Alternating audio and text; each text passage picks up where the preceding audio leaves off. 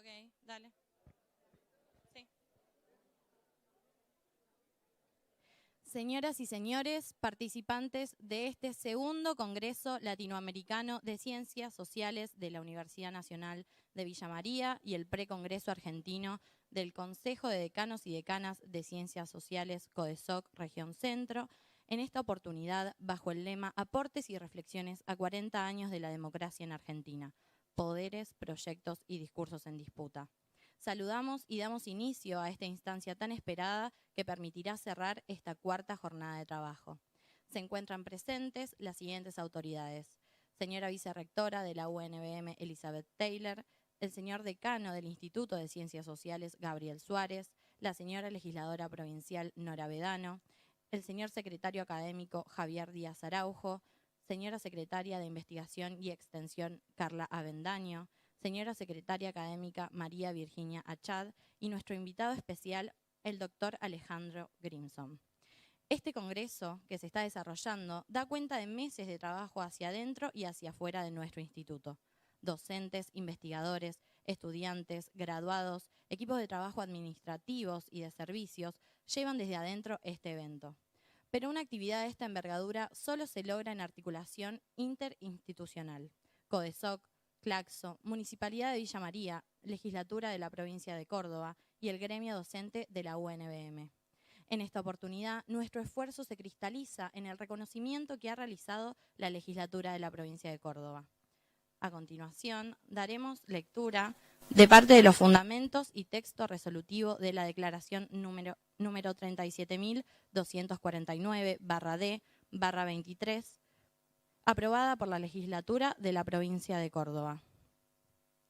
La Legislatura de la Provincia de Córdoba declara de interés legislativo Segundo Congreso Latinoamericano de Ciencias Sociales de la Universidad Nacional de Villa María, organizado desde el Instituto de Ciencias Sociales de la Universidad Nacional de Villa María. Fundamentos. La iniciativa parlamentaria está plenamente justificada. El Segundo Congreso Latinoamericano de Ciencias Sociales sumará conceptos novedosos sobre las ciencias sociales aplicadas en el cambio de las sociedades latinoamericanas. Por ello, es adecuado y ajustado a las modalidades legislativas de la provincia de Córdoba declararlo de interés legislativo. Este segundo congreso propone debatir aportes y reflexiones a 40 años del retorno a la democracia en Argentina. Tiene por objeto generar encuentros que permitan construir diálogos acerca de las complejas problemáticas de la sociedad, mediante debates sobre la vigencia de categorías sociales en tensión, lo que implica revisar los campos de acción profesional de las disciplinas sociales en vista a propiciar escenarios para compartir investigaciones, experiencias en docencia, reflexiones, propuestas de investigación y producciones académicas. Su realización es de gran importancia para los distintos sectores de la provincia de Córdoba, ya que nos permite seguir escribiendo nuestra historia, seguir construyendo memoria donde todas las voces sean representadas en debates enriquecedores, culminando en normativas que son respaldo de la historia de nuestra América Latina. Firmantes: Bedano Nora Esther, Giardelli María Adela, Abraham Liliana Noldi, Piasco Alejandra Danila. Jueves 8 de junio de 2023. A continuación, realizaremos la lectura de la resolución. La Legislatura de la Provincia de Córdoba declara de interés legislativo la realización del Segundo Congreso Latinoamericano de Ciencias Sociales de la Universidad Nacional de Villa María. Aportes y reflexiones a 40 años de la democracia en Argentina.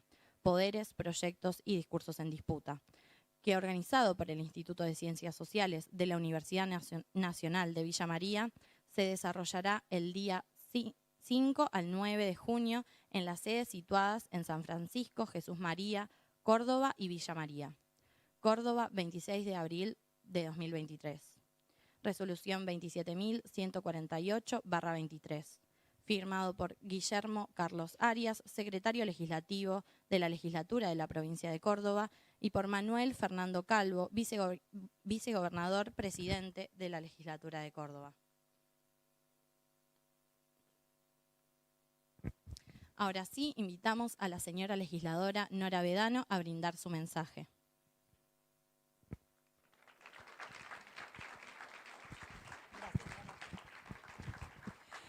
Muy buenas tardes para todas, para todos. para todos. Alejandro, bienvenido a la ciudad más bonita de la República Argentina, Villa María. Como buen historiador, sabrás que esta ciudad fue capital de la República Argentina, del país, durante 7 días. Y quienes gobernaban en aquel momento no pudieron soportar algunas tapas de algunos diarios. Y entonces, a los 7 días de su aprobación, la vetaron a la ley nacional. Pero si no, todas y todos ustedes estarían estudiando, y hoy aquí en este lugar tan lindo, que no está terminado todavía, pero es maravilloso, que tiene nuestra universidad. Simplemente agregar a los fundamentos de la resolución de la legislatura de Córdoba que cuando se declara a un evento, a un acontecimiento, a un libro de interés legislativo, es porque las conclusiones a las que se llega o la problemática que plantea pueden dar lugar a nuevas normativas, a nuevas leyes, a una nueva legislación. Y cuando lo tratamos en la comisión, en la legislatura de Córdoba, queda claro que semejante evento de 4 días discutiendo el rol de las ciencias sociales en este mundo de hoy seguramente puede dejar puertas abiertas para que desde la misma universidad, desde el mismo instituto, desde ustedes por iniciativa popular se puedan impulsar normativas que tengan que ver con las ciencias sociales, con los contenidos que ellas trabajan para legislar nuevas normas para la nueva sociedad que día a día va cambiando en toda América Latina. Así que nada más que esto, agradecerles profundamente a todas y todos que hayan venido hasta aquí, a los que no son de Villa María. Todo cuesta, pero cuando se cultiva la voluntad, como decía el último intendente antes de la dictadura, el último intendente elegido democráticamente antes de la dictadura de esta ciudad, el doctor Carlos Pizorno, que en 40 años de la democracia, este año se cumplen 50 años que él asumió como intendente antes de que un día del 76 le quitaran su lugar en la municipalidad de Villa María. La verdad es que es un honor poder nombrarlo y él siempre decía que cuando se cultiva la voluntad, todo se consigue. Así que seguramente este congreso va a tener resonancia nacional e internacional. Para nosotros es un placer haber hecho esta declaratoria en la legislatura, que tengan el mejor de los días, de las tardes y de la conferencia y de la palabra del amigo Alejandro. Gracias. Gracias a las autoridades.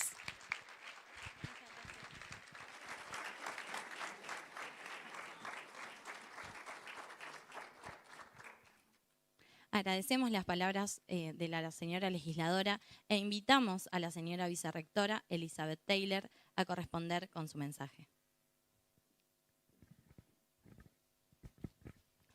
Muy buenas tardes a todas, a todos, a todes. Con muchas y muchos ya nos vimos a lo largo de esta jornada, de estas 4 jornadas que venimos llevando adelante. Agradecer Nora Bedano, una legisladora que realmente está presente y nos permite cumplir con lo que decíamos ayer en la apertura formal de esta sede, y lo compartíamos con el decano Gabriel Suárez y todo el equipo, que es que necesitamos desde el espacio de las universidades seguir ampliando los puentes de comunicación y que la legislatura esté tomando conocimiento, pero además con un grado analítico como el que describe la resolución, significa que tenemos nuevos puentes para seguir comunicándonos. Si necesitamos nuevas respuestas, decíamos ayer, necesitamos nuevas preguntas. Y para tener nuevas preguntas tenemos que tener nuevos y nuevas interlocutoras e interlocutores. Esta es otra forma más en el ámbito legislativo, ni más ni menos que ponerlo en relevancia y acercarlo al ámbito de la universidad, pero no para acercarlo desde la institucionalidad quieta, sino para acercarnos como personas que, ejerciendo la voluntad que decía recién Nora, podamos seguir ampliando los horizontes de esta historia que nos demandará lo que hemos sido capaces de hacer y no hacer. Así que gracias a todos, a todas, una alegría inmensa verles de nuevo acá, y gracias, Alejandro querido, por el esfuerzo de estar acá, y seguramente que va a ser un honor escucharte como siempre. Muchas gracias.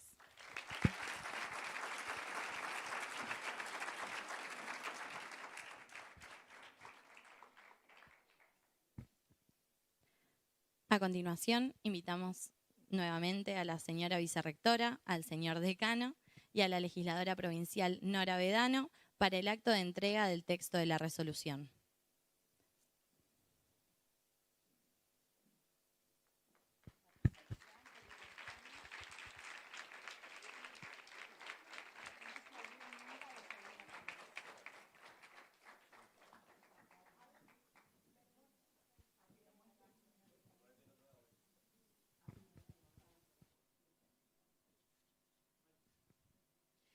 Seguidamente, la legisladora entregará un presente recordatorio, que bueno, este consiste en una placa realizada enteramente de vidrio con la identidad del Segundo Congreso Latinoamericano de Ciencias Sociales de la Universidad Nacional de Villa María. Y bueno, agradecemos mucho este reconocimiento y a las autoridades legislativas provinciales en la presencia de la legisladora Nora Vedano. Y bueno, a continuación damos inicio a la conferencia titulada Crisis y colapso de la democracia, miradas interdisciplinarias, a cargo del doctor Alejandro Grimson y moderada por el magíster Javier Díaz Araujo. Muchas gracias.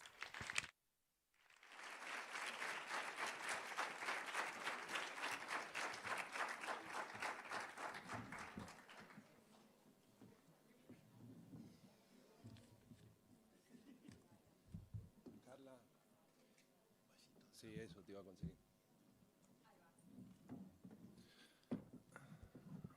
Bueno, hola. Bueno, muchísimas gracias por este momento. La verdad que es un placer, han sido unas jornadas, la verdad, maravillosas, inolvidables y creo que haber pensado en Alejandro para este cierre es muy oportuno, ¿no? Creo que no merece presentación, no necesita en realidad, porque creo que todos quienes están acá lo conocen, pero creo que también está bueno saber de su trayectoria, porque en definitiva también eso es lo que hemos estado pensando y charlando durante estos días, ¿no? Cómo estos vínculos entre la universidad y las problemáticas sociales, políticas de nuestro país se atraviesan y la necesidad que tenemos de repensarlos de manera permanente. Así que parece que es importante que sepamos que Alejandro es licenciado en Ciencias de la Comunicación, magíster en Antropología Social, doctor en Antropología por la Universidad Nacional de Brasilia. Actualmente es investigador principal del CONICET y docente de la UNSAM y de grado y posgrado.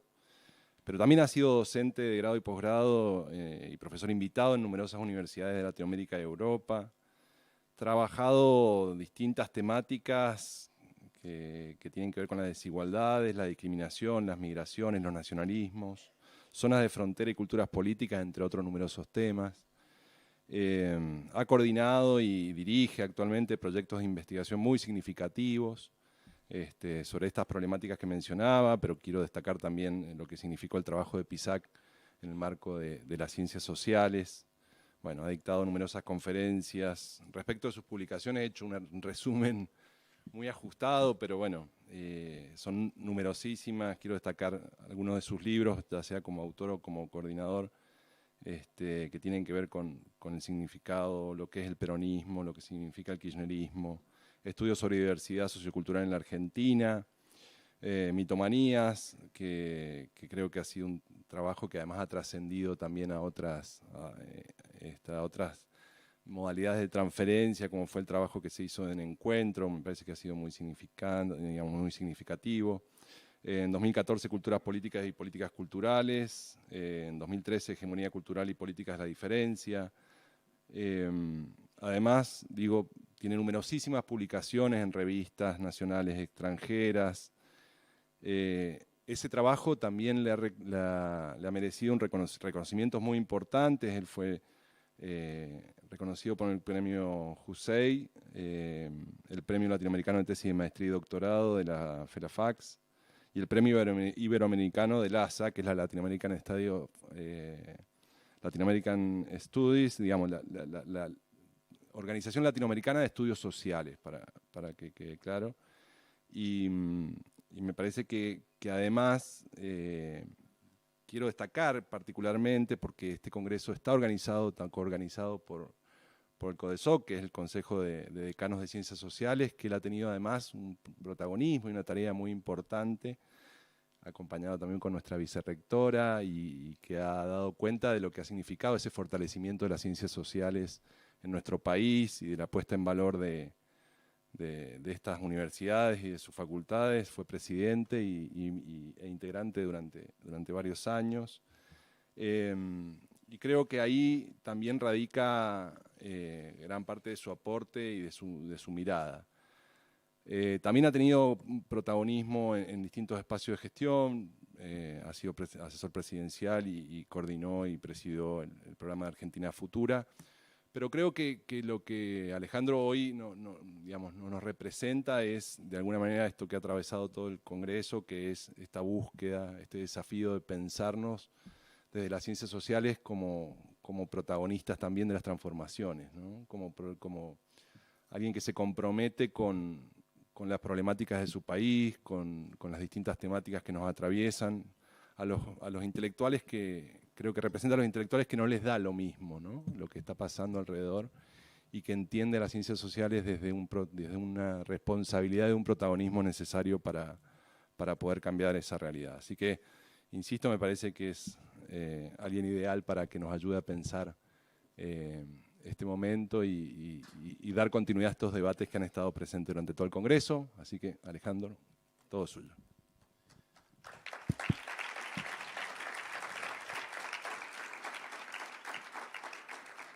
Hola, buenas tardes a todos y a todas. Un placer estar con ustedes acá. Sé que ya no son en este momento la capital de la República, pero igual, estando lejos, ¿no?, en un país tan centralista como el que vivimos,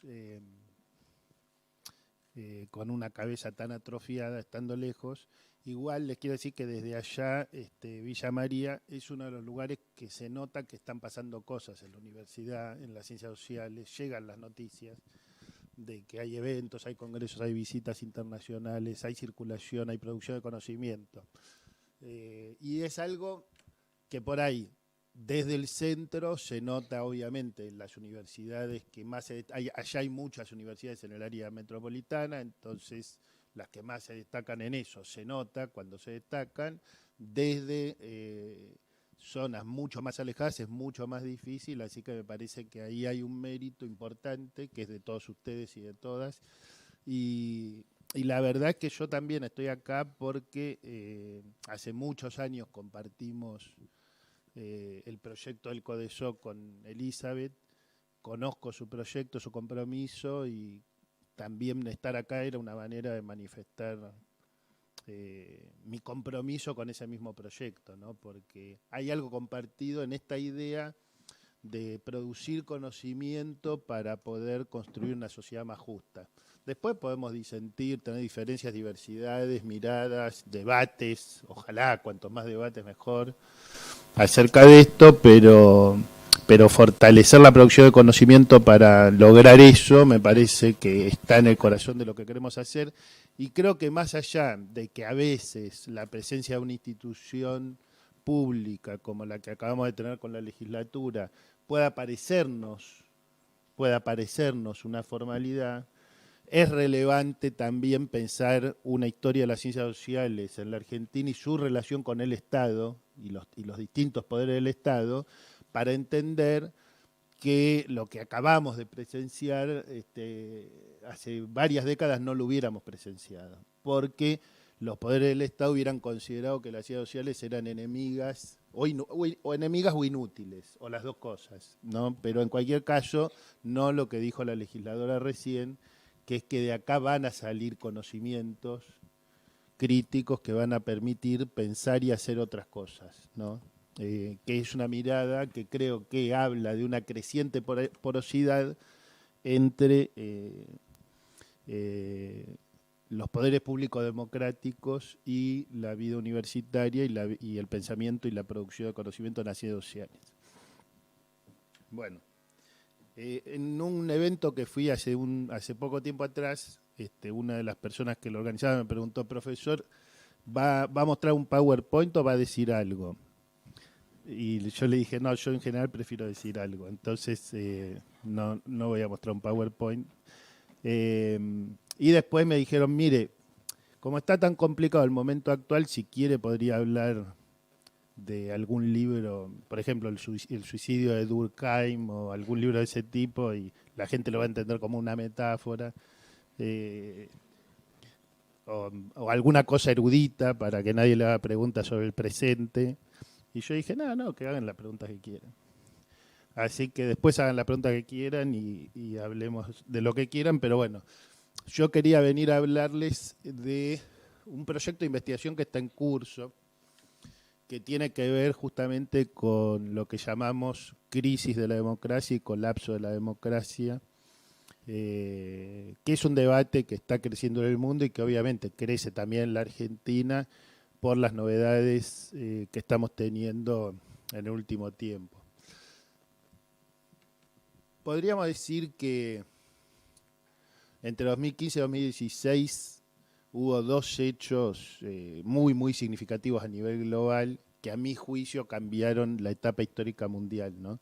Que fue el triunfo de Trump en Estados Unidos y el triunfo del Brexit en Inglaterra. Yo en ese momento publiqué un artículo que se llamaba El tiro de gracia a la globalización,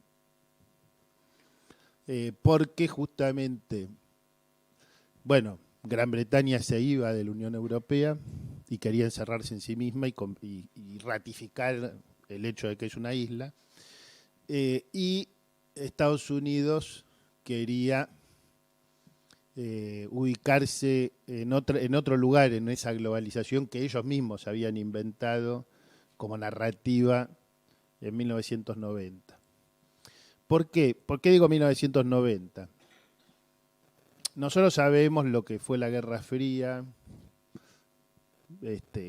digamos la segunda posguerra, y cómo eso terminó, obviamente, entre el 89 y el 91, como ustedes quieran, digamos, la caída del muro, la disolución de la Unión de Repúblicas Socialistas Soviéticas, el consenso de Washington. Bueno, es una fundación. Las fundaciones en general no se dan en un día, se dan en procesos. Y ese proceso fue intenso en 2 años, incluyendo el copyright de Fukuyama sobre el fin de la historia. Se fundó un modelo y se fundó una narrativa.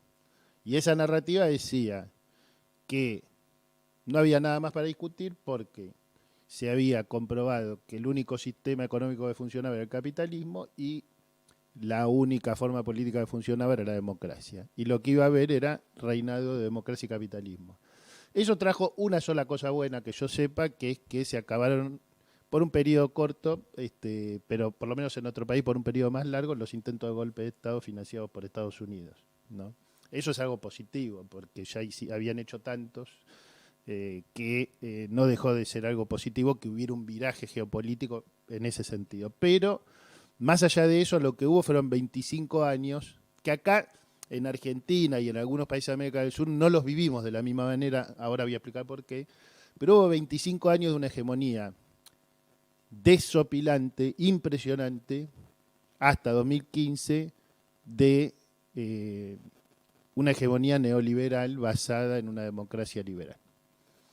¿Por qué digo que nosotros lo vivimos de otra manera? Porque hubo 6 países, si uno cuenta Europa y América, hubo solo 6 países, contando Europa y América, en los cuales hubo una crisis del neoliberalismo entre fines del siglo XX y principios del siglo XXI, que hicieron que los 25 años no se vivieran de la misma forma porque hubo otros procesos y otro tipo de gobiernos. Contando Venezuela, Brasil, Ecuador, Bolivia, Uruguay, Argentina. Podemos discutir sobre qué pasó en Paraguay, podemos discutir lo que quieran, pero hubo un grupo de países que protagonizaron algo que en la ciencia política y en la sociología política se llama el giro a la izquierda, la marea rosa o cualquier cosa así, y ustedes saben de lo que estoy hablando, y que hace que esto se haya vivido de otra manera. Por ejemplo, acá en Argentina pasó algo raro, que es que al mismo tiempo que Trump y el Brexit significaban el fin de la narrativa de la globalización de 1990, en la Argentina ganaba un presidente que adhería fervientemente a la narrativa de la globalización de 1990, que fue, más allá de las opiniones políticas, yo creo que esta fue parte de su desgracia, que es que asumió en un mal momento, internacional me refiero. ¿Por qué? Porque el mejor momento internacional hubiera sido cualquier momento de esos 25 años para ese proyecto de inserción en el mundo. Lo que pasa es que los Estados Unidos no querían que se inserte nadie más en el mundo. O sea, se habían convertido en fuertemente proteccionistas en los siguientes 4 años. Y esto fue contemporáneo, entonces, en cierto sentido, en términos geopolíticos, hubo un destiempo para la Argentina también en ese 2015. Ese proceso, como les decía, que tuvo algunas excepciones respecto de los intentos de golpe de Estado, como el caso de Honduras, como el caso de Paraguay, como el caso de Bolivia, el caso anterior de Bolivia, me refiero, ¿no? No al golpe de Estado que fue exitoso, sino al golpe de Estado que frenó la UNASUR. O sea, Michelle Bachelet convocó una reunión en Chile, un país que no se caracteriza por ser amigo de Bolivia, porque tiene una disputa territorial histórica, para parar el golpe de Estado contra Evo Morales en el periodo previo, y lo logró. De la misma manera que Brasil y Argentina aplicaron la cláusula democrática contra Paraguay en ese mismo momento y ejercieron una presión muy fuerte. Lo que sucede, la cláusula democrática del Mercosur es parecida, en ese sentido, en la Unión Europea también hay una cláusula democrática, es decir, vos sos parte del proceso de integración regional y de los beneficios que trae en la medida en que mantengas las instituciones democráticas. Si te salís, se aplica la cláusula, quedás afuera. Obviamente, Argentina y Brasil pueden aplicar eso contra Paraguay, pero si Brasil destruye, digamos, entra en colapso democrático, no se puede aplicar la cláusula democrática porque no existe el Mercosur sin Brasil. O sea, ¿quién la aplicaría? ¿Uruguay, Paraguay o Argentina? No tendría sentido. Entonces, ¿qué es lo que pasa en 2015? Bueno, en 2015 se da un proceso parecido al del 90 en el sentido de que hay un proceso de fundación, no es un acto único, no es un hecho puntual, pero el triunfo de Trump sí es muy significativo en términos globales porque la democracia de Estados Unidos es la más antigua. Por supuesto, en todos los procesos de ampliación que ustedes quieran. Cuando se declara la independencia de Estados Unidos en 1776, se declara que todos los hombres nacieron iguales. Obviamente, eso implicaba que las mujeres no, y eso implicaba que los hombres eran solo los propietarios, alfabetizados. Pero ese es el proceso que vivieron todas las democracias liberales, ¿no? Quiero decir, nadie duda que Hipólito Yrigoyen o Juan Domingo Perón fueron presidentes electos democráticamente y fueron electos Yrigoyen las 2 veces y Perón la primera vez con el voto exclusivamente de los varones, que erróneamente en la historia argentina se llama la aparición del voto universal. O sea, este tipo de cosas son las que también hay que discutir en estos congresos. Lo que hubo en 1916 en la Argentina, o con la ley Sáenz-Peña en 1912, es el voto masculino. El voto universal llegó con Evita cuando dejaron que la otra mitad de la población también votara, ¿no? Y pudiera postularse, salvo que las instituciones más poderosas del país impidieran a través de presiones desopilantes que una líder femenina pudiera integrar una fórmula presidencial, ¿no? Pero bueno, las mujeres sí pudieron votar. Y la segunda presidencia de Perón ya fue con el respaldo sin distinción sexogenérica. ¿Qué quiero decir con esto? Sí, todos los años de democracia americana del siglo XIX cuentan cuando uno hace análisis político. Y los años de democracia estadounidense del siglo XX también, aunque los derechos políticos y civiles en Estados Unidos fueron muy, muy tardíos, mucho más tardíos que en otros países, ¿no? Pero hay ciertas cosas específicas que encarnaba Trump que no estaban encarnadas en esas otras figuras. Cuando uno ve los porcentajes políticos de lo que vamos a llamar acá, después voy a explicar por qué, la derecha radicalizada o la derecha extrema, uno encuentra que en 1960, 1970, 1980 eran porcentajes inexistentes en Europa y América, que es de lo que voy a hablar ahora, no voy a hablar de Asia o de África, porque después voy a hablar de Argentina específicamente. El crecimiento se empieza a dar muy leve, en porcentajes muy bajos hacia fines del siglo pasado y mayormente después de la crisis de Lehman Brothers. Uno podría decir que en esos 25 años de hegemonía neoliberal sólida en el mundo, hubo dos hechos gigantescos a nivel global, como fueron el atentado a las Torres Gemelas en 2001, que cambió el mapa de la geopolítica mundial, y la crisis de Lehman Brothers, que cambió muchísimas cosas, incluso de la política económica. Ahora, claramente una de las cosas que cambia Lehman Brothers es la relación entre los beneficios que perciben los ciudadanos y las ciudadanas de los procesos de la vida democrática en términos de las políticas de igualdad.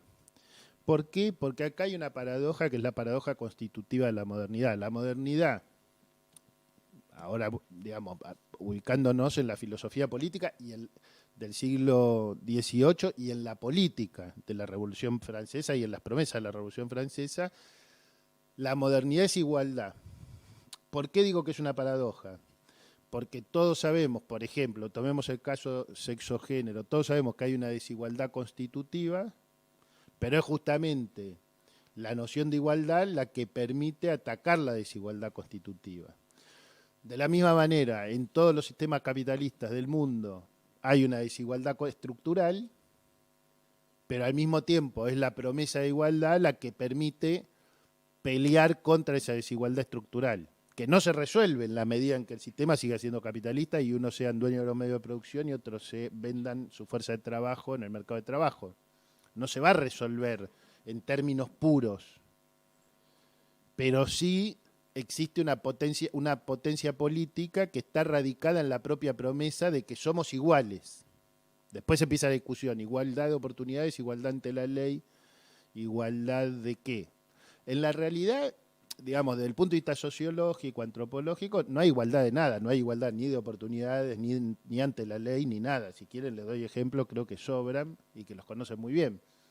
No hay igualdad, pero al mismo tiempo que podemos decir no hay igualdad, podemos mensurar las desigualdades, porque no todas las desigualdades son iguales.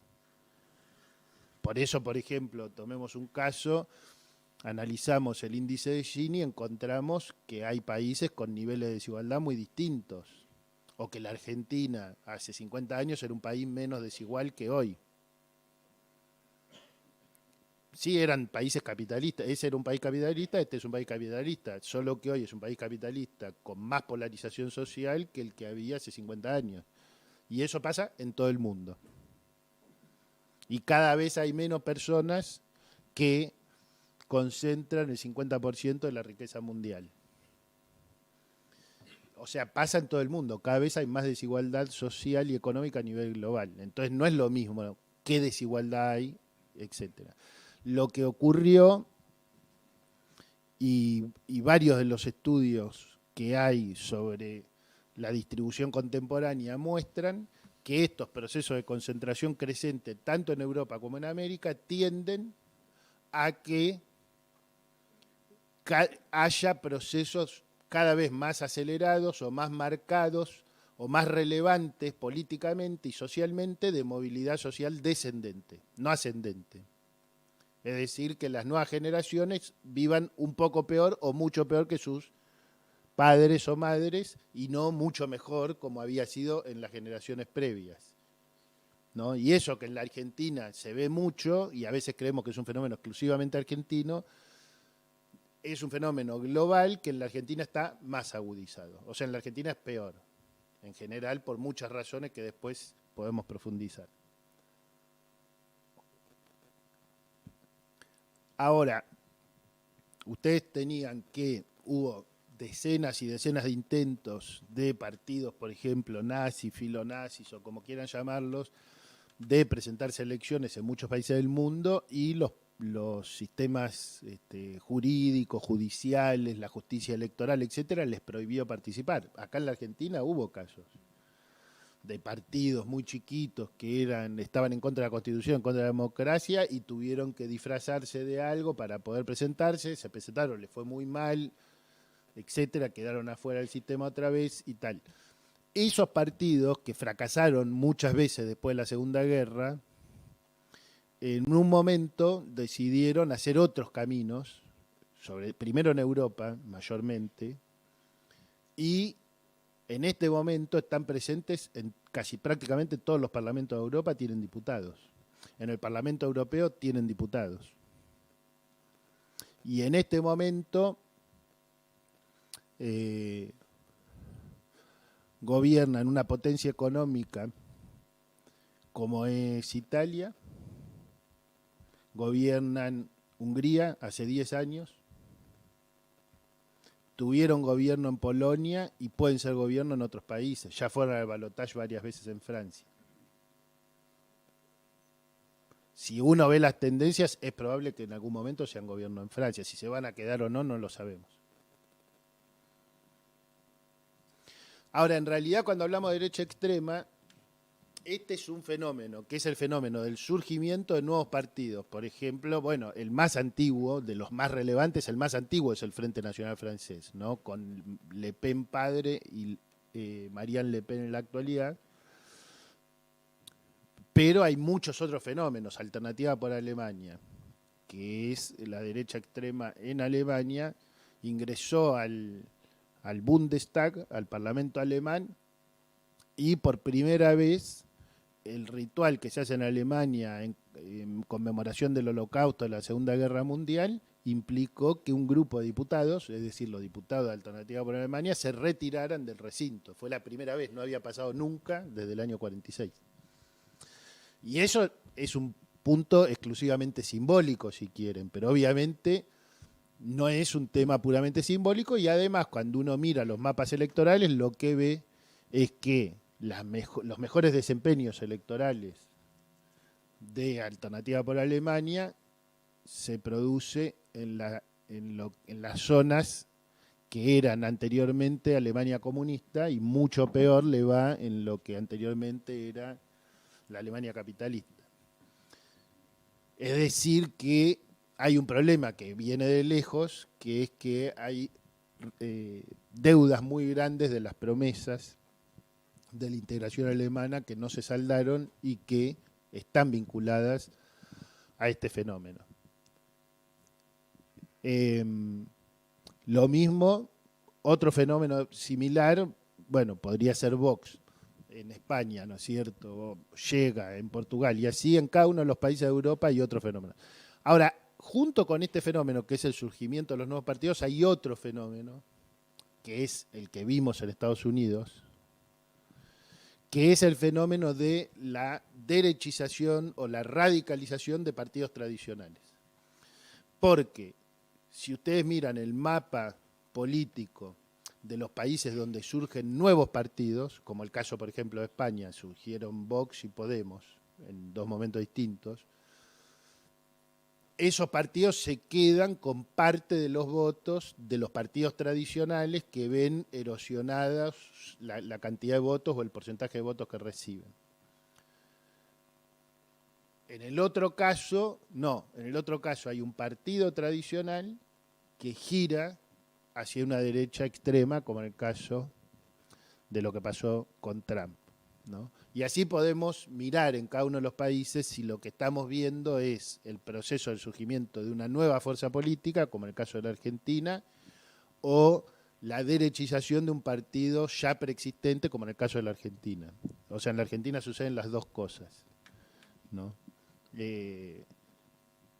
Sobre eso después podemos volver.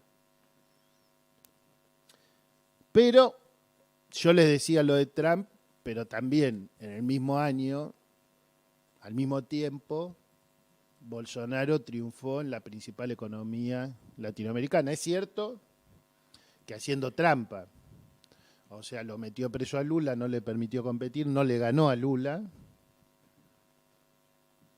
pero de todas maneras llegó a la presidencia a través del voto, con un proceso de proscripción evidente. El caso de Bolsonaro y el caso de Trump son casos muy importantes también para pensar algunas cosas que después, sobre las cuales volveremos en el caso argentino. Es decir, claramente en esos fenómenos, en el fenómeno italiano también, y en otros de los fenómenos que estamos viendo, aparece una palabra maldita ya a esta altura del debate de las ciencias sociales, que es la palabra populismo, ¿no? Que en las ciencias políticas les encanta. Yo no sé por qué les encanta, porque pareciera que, o sea, en realidad nadie sabe qué quiere decir populismo. Y en general, cuando los europeos o los estadounidenses dicen populismo, se refieren al populismo de derecha. O sea, ellos lo que no saben es que hay distintas orientaciones ideológicas en el populismo, desde que, bueno, los populistas rusos en el siglo XIX eran de izquierda, o sea, desde siempre inventaron la palabra ellos. Así que el populismo nació siendo de izquierda, después hubo populismo de derecha, etcétera. En términos generales, cuando uno lee autores como Laclau, como Chantal Mouffe y otros, ustedes saben que la palabra populismo no es una palabra que dé cuenta de una ideología, una vertiente ideológica, sino que justamente da cuenta de una forma de liderazgo y de construcción política, de identificación intensa con carácter emocional y carismático de un pueblo con un líder o una lideresa en contra de un otro. Ese otro puede ser la oligarquía, la casta, los poderes económicos concentrados, la mafia, etcétera. Digamos, son definiciones categoriales propias del discurso político. Ahora, Chantal Mouffe escribe 2 libros, uno que se llama Por un populismo de izquierda, el otro que se llama Política y afectos, en los cuales insiste en que desde la crisis de Lehman Brothers crecientemente se abrió en Europa, quizás en otros lugares, dice ella, pero no sé, lo dice a propósito para que nadie, porque ella no quiere entrar a discutir si es eurocéntrico o no, está hablando de Europa, después nosotros hagamos lo que querramos con ella. Ella dice, se abrió un momento populista. ¿Qué quiere decir? Quiere decir, surgen fuerzas anti-statu quo, fuerzas contra lo que está establecido, contra el establishment. Y esas fuerzas, dice ella, surgen desde lo más profundo de la sociedad. Hay actores de la derecha extrema que se dieron cuenta de eso y lo están capitalizando, y la izquierda, con la que ella se identifica, no se da cuenta de que estamos viviendo un momento populista y por lo tanto no interpela a las fuerzas anti-status quo y está perdiendo la posibilidad de canalizar esas fuerzas anti-status quo, anti-establishment por izquierda. Con algunas excepciones, dice ella. Podemos, en España, sí lo supo hacer. Después, cuando escribe el segundo libro, dice, bueno, no le fue del todo bien después, porque cometieron algunos errores. Bernie Sanders, en Estados Unidos, sí lo supo hacer. Bueno, ella da los ejemplos que conoce y los que más se acercan a su punto de vista. Yo simplemente les estoy mostrando que ella está diciendo, miren, este no es un proceso, en primer lugar, ideológico, en el sentido de que lo que hay es un giro a la derecha. Ella no dice, hay un giro a la derecha. Es más, dicen, no hay un giro a la derecha.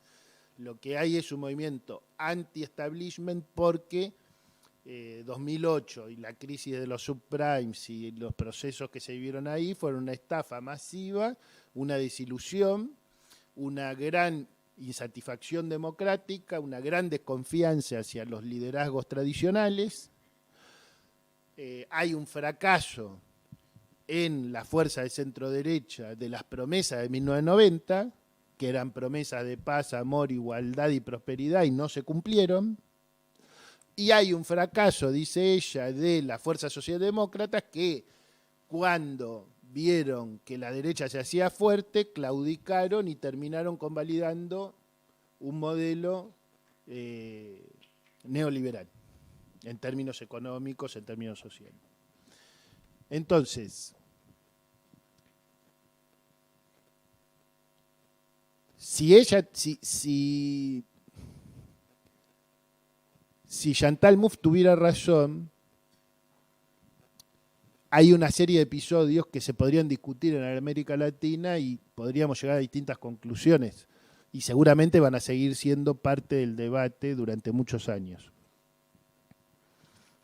Por ejemplo, creo que ustedes saben que en Brasil y en Chile las grandes movilizaciones de masas, que empezaron en Brasil en 2013-2014 y empezaron en Chile unos años después, empezaron las dos por el tema del valor del boleto del transporte público. Solo que en el caso de Brasil gobernaba Dilma y el PT, que algunos analistas del PT o cercanos al PT dicen que cometieron un error porque en vez de incorporar las demandas, confrontaron con la movilización social, con tensión creciente y terminaron provocando que esa movilización fuera, que era una movilización con una demanda específica, terminara haciendo lo que hace toda demanda cuando un gobierno la rechaza y se opone y la niega, que es politizarse. Y al politizarse se politiza contra el gobierno. Y el gobierno era de centroizquierda, por lo tanto la demanda empezó a derechizarse y terminó convergiendo con un fenómeno estructural de la política brasileña, que es que como Dilma tenía la voluntad de terminar con algunos rasgos constitutivos de la corrupción política del sistema político brasileño, la política brasileña hizo un acuerdo que fue llevarse la puesta a Dilma y gobernar ellos. Entonces la derrocaron y Temer fue eso, fue el gobierno. En Brasil hay un fenómeno que acá no existe, que se llama el centrao, que es un conjunto de partidos que no son partidos de centro. La palabra, la traducción sería el centrón, pero no son uno cree que son partidos de centro, no, son partidos que siempre están en el centro de la estructura del poder. Ningún gobierno de Brasil gobernó sin ellos. Así de simple, ninguno. Lula, no. Fernando Henrique tampoco. Dilma tampoco. Temer tampoco. Bolsonaro tampoco. Y ahora Lula tampoco. ¿Está claro? Siempre gobiernan. Tienen protagonismo, ganan. No pueden ganar elecciones, no tienen líderes. Pero ganan en varios estados y sin ellos el sistema político brasileño es muy distinto del nuestro. No podés sacar una sola ley en Brasil sin apoyo del centrón. Ustedes conocen, supongo, un episodio tremendo del inicio de los gobiernos Lula, que se llamó Mensalao, que era que los diputados recibían un plus por el trabajo de levantar la mano, porque había que aprobar algunas leyes, que eran leyes buenísimas, pero no salían. Y el PT nunca tuvo más del 25% de los votos en la Cámara de Diputados. O sea, es un sistema mucho más complicado que el nuestro. Y eso produjo este fenómeno. Ahora, ¿por qué? Fíjense que la movilización en Chile se da durante un gobierno de derecha o centroderecha y termina abriendo un proceso instituyente-constituyente, que después termina mal, como lo estamos viendo en estos días. Pero es un proceso de movilización que no se había dado en Chile desde la época de Allende, por lo menos, ¿no? Entonces, quiero decir, la misma demanda, o sea, el aumento del boleto, puede terminar, la CLO diría, encadenándose con otras demandas, con cualquier significante vacío. Un significante anti-establishment de un tipo o de otro tipo.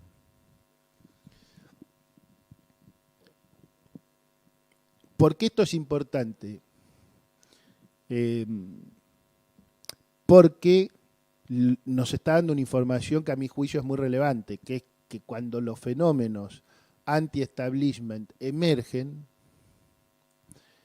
los líderes pueden tener cualquier orientación político-ideológica, pero las bases de ese voto, en un inicio, en una etapa inicial, son bases, yo no diría tanto antipolíticas como anti-statu quo. ¿Por qué no diría antipolíticas? Porque me parece que hay un riesgo, pueden ser antipolíticas, a veces, y a veces no. Hay un riesgo de que la idea de que son movimientos antipolíticos sea un politicocentrismo, vamos a decir así. O sea, sea una afirmación hecha desde la política. Esta gente no entiende que los partidos funcionan no sé cómo. Siempre me acuerdo de un libro de un gran historiador de la India, Chakrabarti, que le hace una crítica nada más ni nada menos que a Eric Hobsbawm. ¿Por qué? Porque Eric Hobsbawm dice los movimientos campesinos de la India de tal y tal periodo eran movimientos prepolíticos. Y Chakrabarti dice, ¿de dónde sacó esta categoría prepolítico? O sea, lo político es lo que define Hobsbawm y lo prepolítico es lo que todavía no llegó al nivel de evolución, entre comillas, de lo que dice Hobsbawm. O sea, eso es una mirada eurocéntrica que no tiene nada que ver con la historia de la India, no entendió lo que pasó en la India, etcétera, etcétera. Entonces ahí hay un movimiento que hacen los historiadores y que también tenemos que intentar hacer los antropólogos y en realidad todos los que hacemos ciencias sociales, que es el movimiento de no ser etnocéntrico. Muy bien, no conozco el fenómeno de los votantes de Milei, entonces voy a estudiarlo. No sé cómo piensan, entonces voy a estudiarlo. No es que piensan como a mí se me ocurre desde mi lugar, sino que tengo que estudiarlo y analizarlo. Entonces, acá hay una serie de fenómenos y de aspectos que son muy relevantes y que, como les decía, son globales. Por supuesto que en el momento en el cual surge el fenómeno de las derechas extremas, no solamente surge una gran producción bibliográfica y una gran preocupación en las ciencias sociales, sino que también aparecen muchísimas informaciones y muchísimos conocimientos sobre distintos periodos. Por ejemplo, algunos periodos muy relevantes, voy a mencionar, simplemente mencionar, 6 o 7 casos que todos conocemos. 3 de la entreguerra, el franquismo, el nazismo y el caso italiano o el caso de Mussolini, que son 2 de los 3 son por vía institucional y con reconocimiento inicial de los poderes instituidos, ¿no? Tanto el caso italiano como el caso alemán. O sea, son poderes que llegan por la vía institucional y que destruyen las instituciones existentes, ¿no? Entonces, en ese caso, y acá entramos al otro concepto, el colapso democrático se produce en un acto, que en el caso, por ejemplo, alemán, no es el acto de la asunción de Hitler en sí, sino que es que pocos días después de la asunción de Hitler se produce un incendio, una bomba que produce un incendio en el Bundestag, y a partir de eso Hitler decreta la proscripción de todos los partidos, de todas las decisiones, de todas las votaciones, y se acabó, cierra el Bundestag y se acabó todo en ese acto. O sea, la mayoría de los historiadores tienden a creer que fue algo orquestado para poder proceder al plan que tenía desde mucho tiempo antes. Pero acá hay un punto que es muy relevante para entender el momento actual, que es el siguiente. Cuando hablamos del colapso de la democracia en entreguerras, hablamos de actos. O sea, el momento, bueno, por supuesto que en el caso de España es una guerra civil y es un proceso, pero ese proceso no es un proceso en el sentido que ahora me voy a detener en la contemporaneidad, donde el proceso es que las democracias no mueren en un día, porque son procesos muy largos. Pero en el caso de España moría cada día que Franco llegaba y ocupaba ese lugar. O sea, cuando Franco ocupaba una ciudad, dejaba de haber democracia en ese mismo acto, ¿no? Lo mismo con todos los golpes de Estado nuestros y latinoamericanos. El 30, el 55, lo que quieran. Nosotros estamos, en el proyecto nuestro, estamos estudiando 3, el 64 en Brasil, el 73 en Chile y el 76 en Argentina, como golpes específicos de la Guerra Fría, porque los golpes del 30 son que no solo se dan en Argentina, obviamente están muy vinculados a una crisis económica, pero no son golpes geopolíticos, como sí son estos tres que acabo de mencionar, especialmente el de Chile y Argentina de manera más clara y contundente todavía. Ahora, ¿qué van a decir, por ejemplo, Levitsky y Ziblatt en su libro Cómo mueren las democracias? Lo que ellos dicen es, a diferencia de esos dos casos que acabo de mencionar, entre guerras o los golpes de Estado latinoamericanos, que bueno, la democracia argentina murió el 24 de marzo del 76, en el caso de Bolsonaro, de Trump, no hay un día donde muere la democracia. Y lo mismo pasa en Turquía, y lo mismo pasa en Hungría, y lo mismo pasa en Italia, y todavía no sabemos cómo va a terminar el cuento. ¿Por qué? Porque, y acá yo incluso tengo una pregunta que me hago a mí mismo, se las comparto, pero no tengo la respuesta, porque quizás la propia historia va a dar la respuesta, que es si la frase cómo mueren las democracias es una frase correcta y adecuada para entender lo que está pasando, o si es mejor decir cómo son heridas profundamente las democracias. ¿Por qué lo digo? Porque, como ustedes saben, hay muchas definiciones de democracia. Y la definición minimalista es que haya elecciones y que el partido que está en la oposición pueda ganar las elecciones. Si no sucede eso, no hay democracia. Liberal, estamos hablando, ¿no? No estoy hablando de otra democracia. Ah, bueno, no hay problema. Se está enojando. ¿Qué quiero decir? ¿Estamos hablando de la crisis de la democracia liberal o del colapso de la democracia liberal? La democracia promete igualdad, muy bien, pero si el partido que está en la oposición no puede ganar las elecciones, no hay democracia. La democracia siempre es incertidumbre. Y lo que sucede es que dos gobiernos que dañaron tan profundamente las democracias, y no solo las democracias, como el de Trump y el de Bolsonaro, los dos perdieron y los dos entregaron el poder. Y eso es un hecho empírico, que no puede ser. Después de eso, uno mandó a la gente del Capitolio a ocuparlo para intentar evitar que se aprobaran las elecciones, el otro esperó a que asumiera Lula y mandó a la gente a ocupar la Plaza de los Tres Poderes y los Tres Poderes de la República en Brasil. Eso sucedió y fueron actos violentamente antidemocráticos, pero que no afectaron lo más profundo de la vida institucional, como sí fue afectado el 24 de marzo del 76, que fueron proscriptos todos los partidos, y bueno, además pasó todo lo que pasó en la Argentina con el terrorismo de Estado, que ya sabemos. Pero quiero decir, el día que fue el golpe de Estado de Onganía, también murió la democracia. Murió ese día, no murió en un proceso, murió en un acto. En cambio acá, ¿cómo termina Hungría? No se sabe.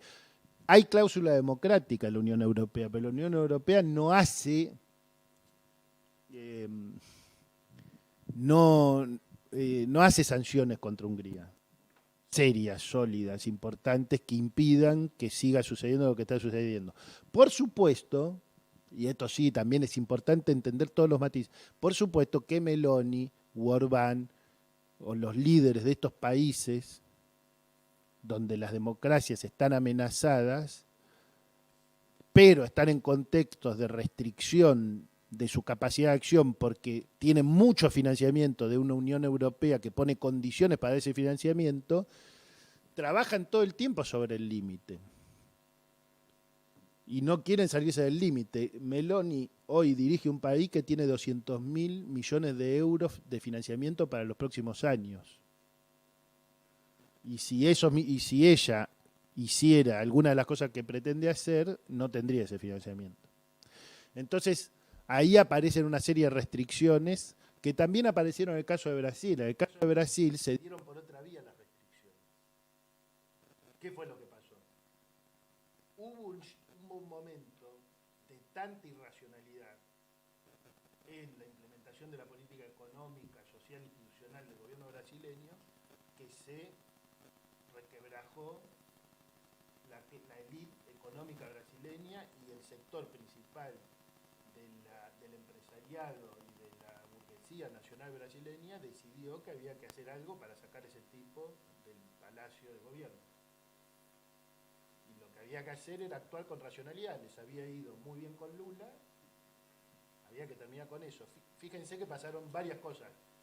Primero, la élite económica pactó con Lula, el Tribunal Supremo de Justicia lo absolvió a Lula, los medios de comunicación masiva, como si fuera el grupo Clarín de acá, pero nada más que multiplicado a la enésima potencia, porque la red O Globo es mucho más poderoso. Ustedes pueden creer que no hay nada más poderoso, pero sí, la red O Globo es mucho más poderoso que el Clarín de acá. Empezó a criticar a Bolsonaro y a acompañarlo condicionadamente a Lula. Por supuesto que apenas asumió Lula, la red de O Globo empezó a decir, pero no puede darle plata a los pobres, etcétera, ¿no? Por supuesto. Pero primero se sacaron de encima a Bolsonaro. Y eso fue un giro político fundamental. No está saliendo. Hola, hola. O si no se la... Hola, hola. Sí, Mira.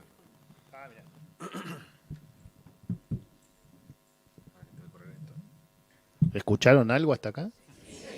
Vamos de nuevo.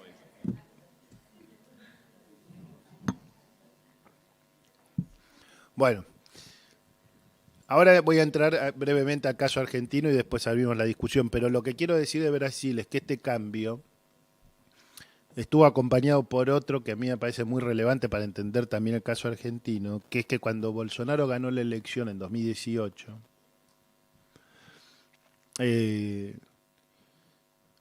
prácticamente todo su voto fue un voto anti-statu quo, anti-partidos tradicionales, si quieren antipolítico, pero no fue un voto como el voto de 2022. El gran triunfo de Bolsonaro,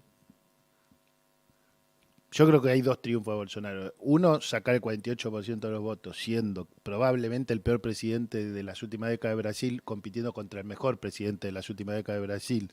Sacar el 48% de los votos me parece un mérito extraordinario. Y segundo, haber conseguido pasar a que la mitad de esos votos sean profundamente ideológicos. Son votos clasistas, racistas, homofóbicos, misóginos, antiindígenas, antifeministas, fascistas. Entonces, este es un punto que me parece relevante porque el gran logro de Bolsonaro es que en 4 años de gobierno logró que la mitad de sus votantes, en uno de los países más poblados de la Tierra, pasen a ser un voto fascista. Entonces, a mí me parece importante entender esto que dice Chantal Mouffe de momento populista. Lo podemos nombrar de otra manera, no sé. Yo lo que estoy diciendo es, miren, hay momentos que son anti-status quo. Y si nosotros no hacemos nada, o si nos equivocamos en la manera, primero, de no estudiarlo, error. De no comprenderlo, de mirarlo etnocéntricamente, de despreciarlo, de categorizarlo y obsesionarnos con las palabras más que por entender las palabras de ellos y de ellas. Si nosotros hacemos eso, si no usamos las ciencias sociales, si no estudiamos cuáles son las políticas públicas que pueden ayudar a desarmar ese tipo de procesos, puede terminar como terminó Brasil. Sí, Brasil hoy está gobernado por Lula y eso me parece a mí personalmente extraordinario, pero les quiero avisar que en Brasil hay un 25% de fascistas que no había cuando gobernaba Lula antes. Por eso nosotros estamos en una etapa histórica que se abrió en 2015 y que seguimos ahí, aunque gobierne Lula, estamos en la misma etapa histórica. La etapa histórica que se abrió en 2015, donde se resquebrajó el acuerdo de democracia y capitalismo, se abrió en 2015 y nosotros estamos ahí, más o menos, es probable que dure varias décadas esto.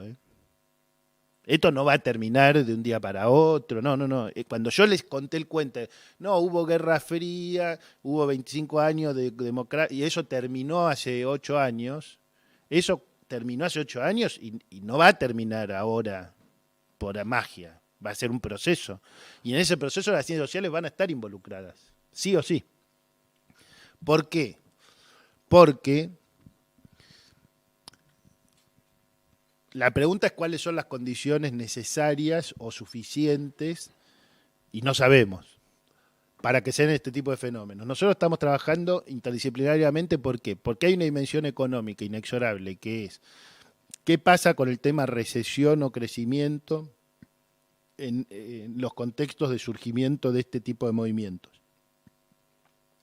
¿Qué pasa con la cuestión inflación, hiperinflación? Porque conocemos el fenómeno de la República de Weimar y sabemos que había procesos hiperinflacionarios atroces que coadyuvaron al surgimiento de esos fenómenos.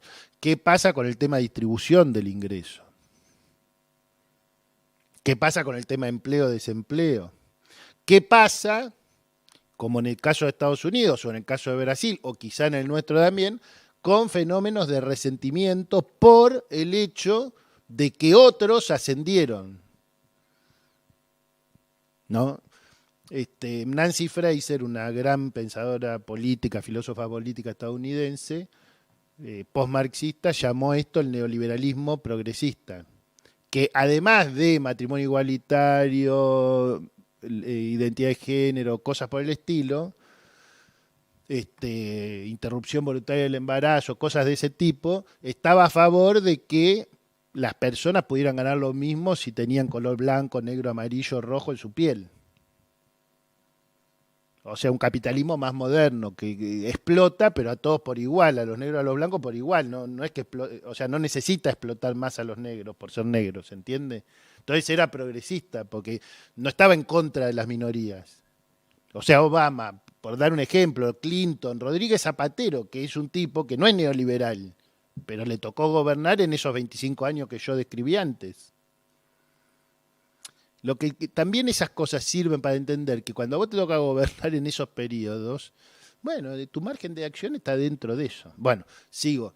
Eso es lo económico, pero después está lo social. ¿Cuál es el nivel de conflictividad social? ¿Cuál es el nivel, la capacidad social de movilización? ¿Cuál es la capacidad social de organización en términos subalternos? Y puedo seguir. La dimensión política. ¿Cuál es el grado de polarización política que hay en un país? En todos estos países que estamos hablando, estamos en procesos de altísima polarización política. Como dicen unos amigos míos, Beto Quevedo y otros, la ley de gravedad es la polarización política. Es decir, todo va a caer en la polarización política. Vos querés inventar un fenómeno que esté afuera de la polarización política, buenísimo, fabuloso, está destinado a caer en alguno de los dos lugares de la polarización.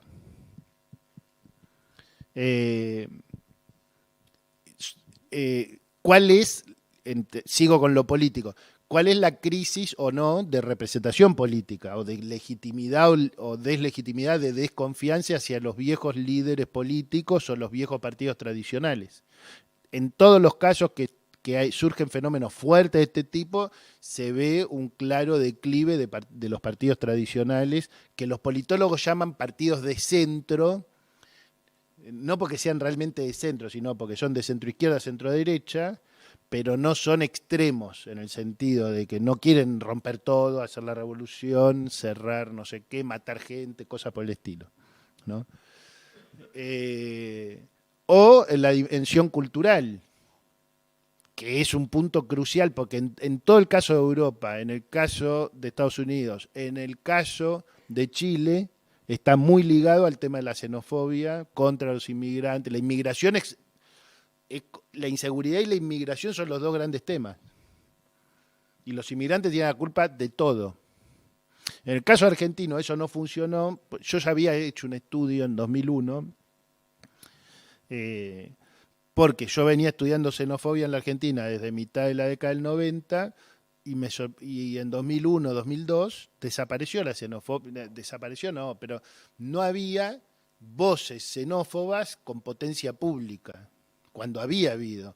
Y ahí me di cuenta que en crisis tan gigantescas como esta, por ejemplo, que vive hoy la Argentina, y la xenofobia no funciona, porque es tan obvio el fracaso político, por decirlo de alguna manera, que es obvio que le vas a echar la culpa a los bolivianos de que estemos en donde estamos. Es ridículo, digamos, nadie te lo cree. Ahora, en otros contextos sí funciona, de manera muy eficaz.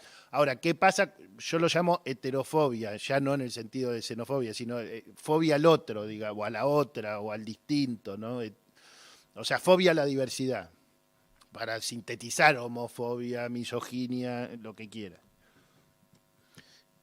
Y el tema de género más en términos generales, porque tanto en el caso de Trump, de Bolsonaro y de otros, hay claros fenómenos de misoginia y claros fenómenos de lo que se llama regresión cultural o reacción cultural. Es decir, hubo un avance democratizador, por ejemplo, la marea verde, por ejemplo, el feminismo, y lo que se está viviendo, y a mi juicio en la Argentina ya se está viviendo, pero en otros países mucho más agudamente, es una reacción antifeminista y una reacción antiigualadora y una reacción conservadora. Solo que en algunos casos son los presidentes de la nación los que hablan contra las mujeres, los que desprecian y humillan mujeres, o los que reivindican u ocultan situaciones de violencia o acoso. En el corazón de lo público, no estoy diciendo como una anécdota trivial y marginal de la vida pública, sino estoy diciendo como corazón de la identidad pública, ¿no? Entonces, ahí hay un fenómeno muy relevante, porque también hay un papel muy relevante de las mujeres en la pelea contra los colapsos democráticos. Le doy dos ejemplos evidentes. Uno, el caso argentino. En el último gran colapso democrático argentino, las protagonistas fueron mujeres, las madres y abuelas. Y apenas asumió Trump, lo primero que pasó fue la Women's March, que fue una movilización masiva de mujeres, la más grande de Vietnam y quizá más grande que las movilizaciones por Vietnam, que fue una movilización de mujeres contra el presidente de la nación. Es decir, que ahí también hay un tema adicional para pensar. Entonces, para redondear ya sobre el caso argentino y abrir la discusión, ¿qué es lo que estoy viendo? Por un lado, está muy claro, ya desde el momento pandémico, que se había instalado y se fueron instalando distintos capítulos del malestar social en la Argentina. ¿Qué quiere decir malestar social? Quiere decir que si vos te pones a hablar sin prejuicios con la mayor parte de la sociedad, le aparecen las palabras que aparecen para describir lo que sucede en la Argentina son palabras vinculadas a la frustración, a la desilusión, al agobio, a la desconfianza, a la incertidumbre, al temor de lo que puede pasar, a que vamos a estar peor, que ya estamos peor, que fracasaron las cosas, etcétera, etcétera. Es decir, hay mucho pesimismo, hay una descripción de lo que vivimos como fracaso, y eso está muy ligado a que la mitad del país tuvo una enorme ilusión en 2015, cuando el peronismo perdió las elecciones, y la mitad del país creyó que el país iba a estar mucho mejor, y que se acababa para siempre el peronismo, y que la Argentina iba a prosperar y se iba a integrar al mundo. Lo creyeron. Y no sucedió, fue una catástrofe. Y la otra mitad del país se ilusionó muchísimo en 2019, porque creyó que se iba a recuperar un montón de cosas que tenían que ver con el crecimiento, con la distribución, etcétera. Después nosotros, acá hay dos niveles de discusión que es importante separar. Una discusión es por qué pasó lo que pasó en el proceso 2015-2019, en el proceso 2019-2023. Por ejemplo, alguien podría decir, bueno, lo que pasa es que estuvo la pandemia, la guerra, la inflación global y ahora la sequía, que es una catástrofe descompuesta. Nadie puede negar que es una catástrofe brutal la sequía, son 20.000 millones de dólares que la Argentina perdió, no lo va a tener nunca. Es decir, no es que el año que viene lo va a tener, el año que viene va a tener otro, pero estos 20.000 los perdió la Argentina. Y es una catástrofe. Entonces, alguien puede decir, bueno, mira, es esto. Yo aprendí una cosa como antropólogo, que es, las razones son muy complejas. Por ejemplo, la década del 80 fue la década perdida en América Latina. Toda América Latina le fue horrible. Muy bien. Ahora, la mitad del país, en la Argentina, creía que era todo culpa de Alfonsín. Nadie decía, no, mira, yo te explico lo que sucede, es un fenómeno global, pasa de la América Latina, está en una etapa catastrófica, muy inestable, con crisis globales de deuda, nadie sabe cómo se resuelve esto, le fue mal a todos los países. No, la mitad del país era anti-Alfonsín. punto. Y ganó otro partido político. Entonces, vos podés explicar, digamos, la complejidad está acá y la política electoral está en otro lado. Si hablamos de política electoral, lo que uno ve es que una parte importante de la Argentina vivió una desilusión y otra parte vivió otra desilusión. Si después eso tiene una razón, otra razón, o cuál es la razón, es todo para discutir, para analizar y para estudiar. Y probablemente, es muy probable que hay cosas que suceden hoy que cuando pasen años se vean de otra forma. Casi siempre sucede eso, por eso los historiadores tienen hasta normas acerca de, bueno, no, hay que esperar a que pasen X años y hay discusiones en la disciplina sobre eso. Ahora, ese fenómeno genera que ese malestar, que a mi juicio no fue reconocido por las fuerzas políticas mayoritarias de la Argentina, o cuando fue reconocido no pudo ser canalizado. ¿Por qué no pudo ser canalizado? Porque en un caso había una frustración muy cerca, es decir, no había una posibilidad de borrar completamente su responsabilidad, y en el otro caso es muy difícil canalizar la bronca cuando estás gobernando. Digamos, en las democracias es muy lógico que las oposiciones canalicen las broncas y los oficialismos se coman las broncas. Así funciona. Entonces, ¿qué es lo que estamos viviendo? Estamos viviendo la emergencia de dos fenómenos que son Milei y la radicalización de un partido político específico, a mi juicio. Porque tienen todo el derecho a disentir. Como hay democracia, yo tengo derecho a decir lo que voy a decir y ustedes tienen todo el derecho a chiflarme o a estar totalmente en desacuerdo. Hay una radicalización de un sector muy importante del PRO. Por eso yo decía, tenemos los dos fenómenos en la Argentina. Hay una fuerza política nueva, que es la fuerza de Milei. La mayor cantidad, proporción de los adherentes de Milei son varones jóvenes. Hay artículos publicados hace muy poco tiempo. Yo hice entrevistas con ellos, hablé con ellos, etcétera. Por eso expliqué lo del voto a Bolsonaro, porque lo que yo veo en ellos se parece mucho al voto a Bolsonaro de 2018 y nada al voto al Bolsonaro de 2022. O sea, no lo veo como un voto ideológico, lo veo como un voto de frustración, de bronca y darle una oportunidad a alguien que dice que con una medida va a resolver todo. O sea, la posibilidad de tener una ilusión, mira, lo otro no funcionó, quiero probar esto. Si lo otro ya sé que no funcionó, voy a probar por acá. Sabe de economía. Les digo frases que me dicen. Sabe de economía. El problema es la economía y sabe de economía. Nadie sabe. Es mejor que sea en dólares o no. Digo, porque yo tengo tanto para decirles a esos chicos, pero bueno, la pregunta es cómo se construye un diálogo, ¿no? Por el otro lado, hay un texto muy antiguo, obviamente, de Mariátegui, sobre Mussolini, que es muy interesante. No lo traje para leérselos, pero lo pueden buscar o se los puedo mandar. Es muy interesante, muy breve, donde lo que dice Mariátegui es, bueno, Mussolini tiene un rasgo. Su rasgo es el extremismo y la violencia. Primero en la ultraizquierda y ahora en la ultraderecha. Eso escribió Mariátegui sobre Mussolini, porque Mussolini antes del 18 era parte del Partido Socialista Italiano, pero él dirigía un periódico que agitó particularmente el nacionalismo y que a través del nacionalismo fue pasando desde una posición de un socialismo pro-guerra y pro-Italia, y de ese soberanismo terminó acumulando a los fachos que eran los veteranos de la guerra, ¿no?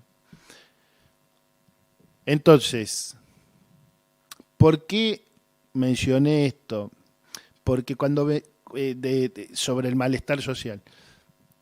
Porque está claro que aunque a algunos de nosotros nos puedan encantar los argumentos, los datos, la supuesta racionalidad de la política, o la racionalidad de la política, está claro que no existe la política sin emociones. Nunca existió y nunca va a existir. Y la razón, con mayúscula, la racionalidad es una forma de la emocionalidad política también.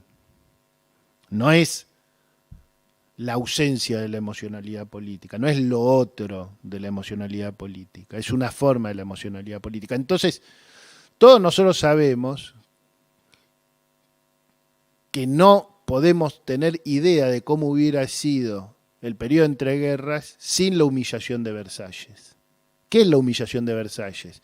Es que, como Alemania fue derrotada, se le impusieron condiciones escandalosas. Y que esa humillación implicó un resentimiento muy profundo, estudiado por Norbert Elias en un libro maravilloso que se llama Los alemanes, resentimiento que se tradujo en un tipo de masculinidad, en un tipo de violencia, en un tipo de militarismo, en un tipo de nacionalismo, que era un sentido común mucho antes de que apareciera un Hitler con esa potencia electoral. En realidad la pregunta que hace Norbert Elias en ese libro es, ¿la cultura alemana tiene algo que ver con el ascenso de Hitler? Y su respuesta sorprendente es sí. Solo que la cultura alemana no es una esencia que yo pueda describir históricamente, sino que la cultura alemana es la historia alemana hecha cultura. Es decir, la historia que vivió esta gente en los últimos siglos, en su último siglo, en sus últimas décadas, convertida en hábitus. Y explica cómo eso derivó en lo que acabo de decir. Entonces, de lo que estamos hablando son de emociones, de cómo es posible tener una ilusión. ¿O acaso es posible que haya democracia sin ilusiones? Entonces, ahora sí, ya para finalizar los últimos minutos. Una pregunta que cabe es, ¿por qué si Bolsonaro ganó en 2018, después de 3 años de gobierno, después de la destitución de Dilma, por qué si en otros países irrumpió la ultraderecha en 2015, en Argentina recién en 2021 hubo una performance impactante de una derecha extrema? No sabemos, pero una hipótesis plausible es que ese acuerdo del nunca más, ese pacto democrático, está muy vinculado no solo al nunca más, al terrorismo de Estado, sino también al nunca más a la violencia política. Por lo tanto, a la constitución de un clima de convivencia plural y pacífica que establece límites a lo que los actores pueden hacer. Límites muy precisos. Dije que en la República de Weimar hubo hiperinflación. En Argentina en 1989 también, pero no hubo amenaza democrática en 1989. O sea, la amenaza democrática en todo caso fue por otro tema, que era por las leyes de punto final y audiencia debida, antes de que hubiera hiperinflación. No estuvo vinculada a la crisis económica. En 2001 hubo otra crisis económica descomunal en la Argentina y no hubo amenazas a la democracia. Es decir, este es un punto clave. Difícilmente haya amenazas a la democracia sin crisis económica, pero las crisis económicas no derivan en amenazas a la democracia. Faltan dimensiones y variables para que haya amenazas a la democracia, ¿no? Entonces, ¿qué variables y qué dimensiones se está viendo acá? Acá, justo a 40 años, y este Congreso es a 40 años de la democracia, a 40 años de la democracia, 40 años del inicio del proceso de la construcción del nunca más, que fue en capítulos en la Argentina, ¿no? Porque se construyó en el 83, tuvo un momento crucial en el 85, por eso nos emociona tanto esa película. Tuvo un momento crucial en 2003. O sea, el pacto es un proceso, no es un papel que firmaron, ¿no? hay un devenir del nunca más. Y hay un devenir de la promesa, pues la promesa de Alfonsín es una promesa de la democracia, ya. 40 años después, con la democracia se come, se cura y se educa, ya no puede ser una promesa de un partido. Y no pasó. O sea, no es sorprendente que baje la adhesión a la democracia en las encuestas. No es sorprendente, porque hay problemas. Ahora, ¿cuál es el devenir del nunca más? Eso es lo que no sabemos. Y lo que vamos a saber pronto en términos históricos. Porque el acuerdo del nunca más tuvo como característica cultural, me refiero, no un acuerdo de partidos políticos, sino el hecho, como el que describe Elías para la entreguerra, esa convivencia pacífica que se institucionalizó en la Argentina durante tantos años, tuvo la característica de incluir a todos los actores, con excepciones absolutamente marginales. Eso se rompió el 1 de septiembre, se resquebrajó profundamente el 1 de septiembre del año pasado, pero está resquebrajado evidentemente. Y podemos ir a distintos escenarios donde quizás en un extremo uno pueda colocar cualquiera de los escenarios que puede llevar un escenario del tipo Trump-Bolsonaro con finales iguales o también peores. Porque nosotros no sabemos cuál es la dinámica geopolítica global. O sea, a todos los factores que yo mencioné en Brasil hay que agregar un factor más, que es que ganó Biden las elecciones en Estados Unidos y que Estados Unidos y la Unión Europea estaban alineados con el respeto a la democracia en Brasil a toda costa. Y que tardaron 5 minutos en felicitar a Lula y decir que esas elecciones eran irreversibles.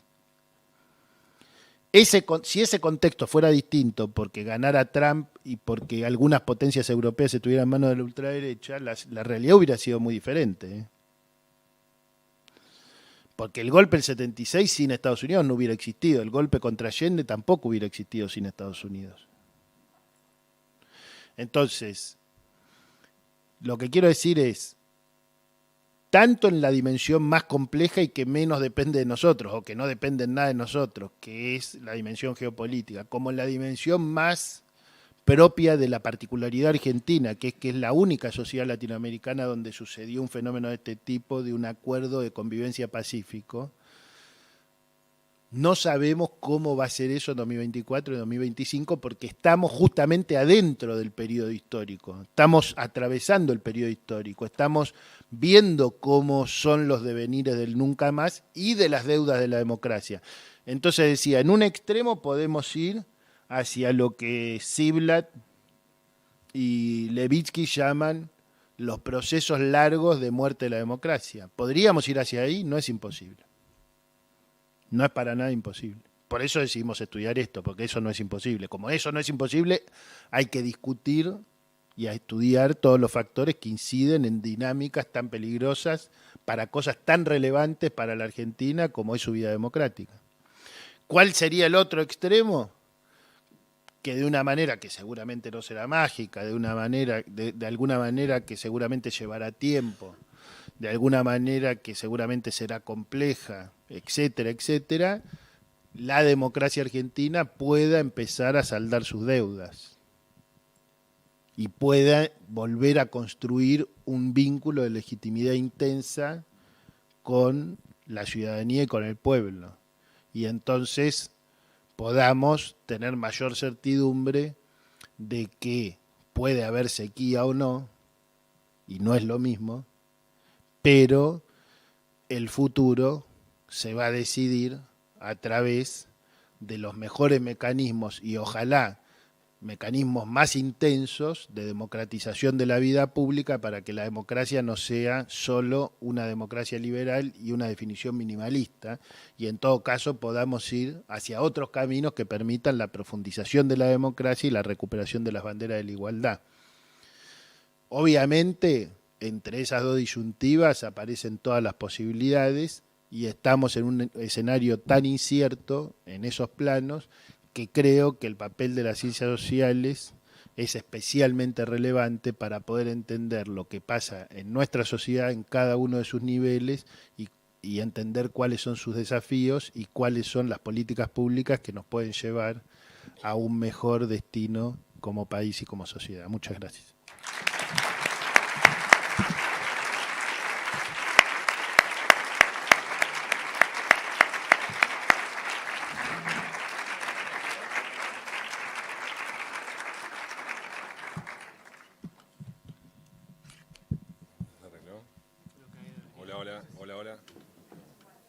Hola.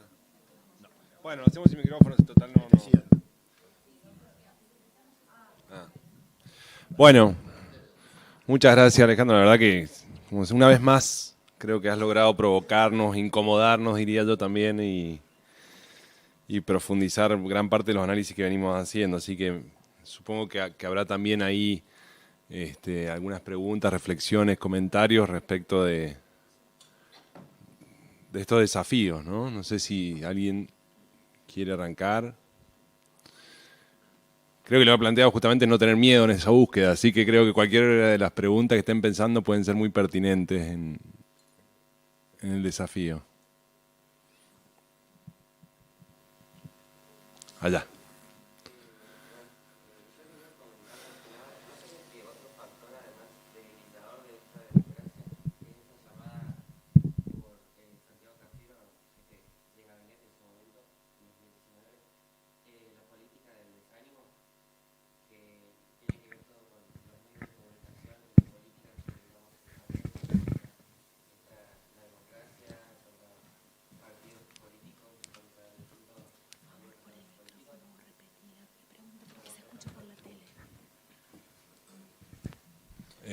Sí, la pregunta básicamente es si las políticas del desánimo contribuyen al debilitamiento de la democracia. A ver, hay un libro que yo creo que lo publiqué en 2012 que se llama Mitomanías Argentinas, que básicamente es un intento, ese libro y el siguiente, que es sobre mitomanía de la educación, intenta confrontar con lo que yo llamo el decadentismo argentino, que es una ideología. Que es la ideología que dice que somos los peores del mundo, que no tenemos destino, que no tenemos futuro, que estamos condenados al fracaso, etcétera, etcétera. Que todo tiempo pasado fue mejor, que en realidad volvamos a ser como antes porque todo era mejor antes, todo era mejor. Después nadie sabe bien cuándo fue antes, cada uno inventa el antes que quiere, inventa cómo era ese antes y siempre era espectacular. Siempre era Disneylandia. Entonces, las políticas del desánimo surgen de algo muy, muy relevante, que es algo que también es parte de la discusión en el estudio de las derechas extremas, que es que el nacionalismo tiene un valor ético-político muy distinto en los países del norte y del sur. En el sur, en el sentido de países del tercer mundo, etcétera. ¿Por qué?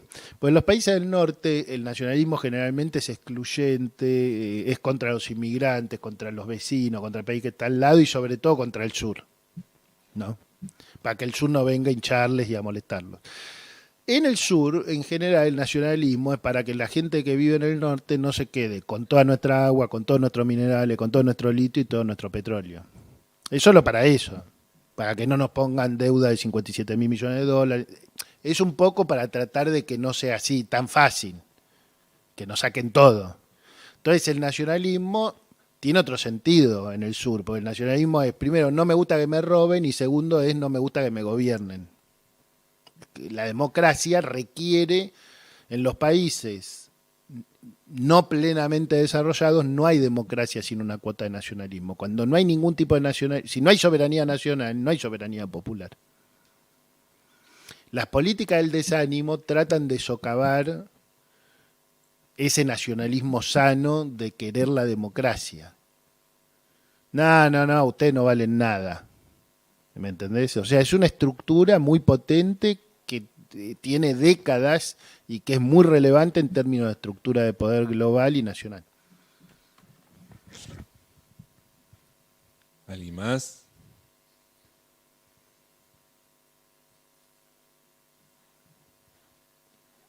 Vamos, Gaby.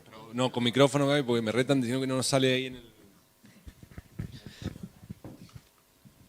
Ale, vos dijiste que varios de tus amigos están pensando que todo está condenado a caer de un lado de la grieta.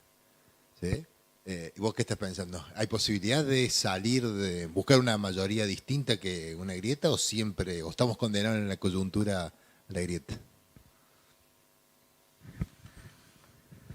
Yo quiero creer que sí, porque para mí el problema de la grieta es que divide mal.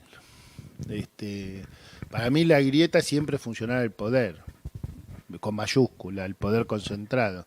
¿Por qué te digo? Porque, digamos, hay algo generalizado, que es que,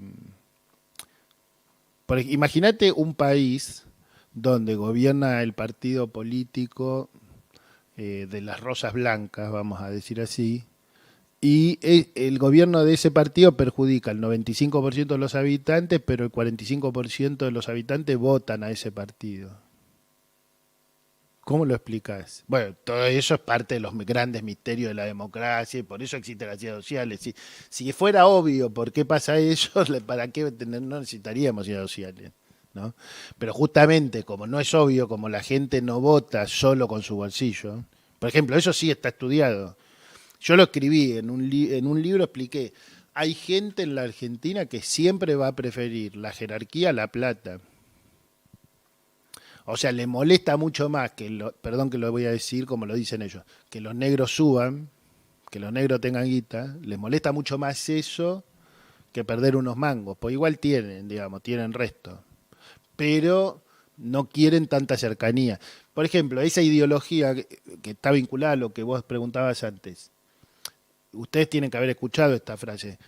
No, el problema es que tal y tal quieren igualar para abajo. Lo que hay que hacer es igualar para arriba. Ahora, la gente que quiere igualar para arriba, ¿le gustaría compartir la sala de espera del obstetra, del oculista y del odontólogo con la gente que hoy lamentablemente vive en villas miserias o le molestaría? Y el restaurante, y el cine, y la platea del estadio de fútbol, y los aviones, porque está estudiado eso. Molestó mucho, por ejemplo, en Brasil, que haya tanta gente negra tomando aviones. ¿Cómo puede ser? Y eso fue parte del antiperonismo en la Argentina de mitad de siglo. Ahora, ¿cuál fue, a mi juicio, una de las tragedias argentinas que yo explico en ese libro sobre el peronismo? Es que para mí una de las tragedias argentinas es que la reacción conservadora, jerarquizante, se unió a la tradición antifascista en los inicios del peronismo. Por eso el Partido Socialista, el Partido Comunista estaban en la Unión Democrática. Y eso que pasó ese día no es que dejó de pasar al día siguiente. O sea, lamentablemente hay una división que está mal hecha.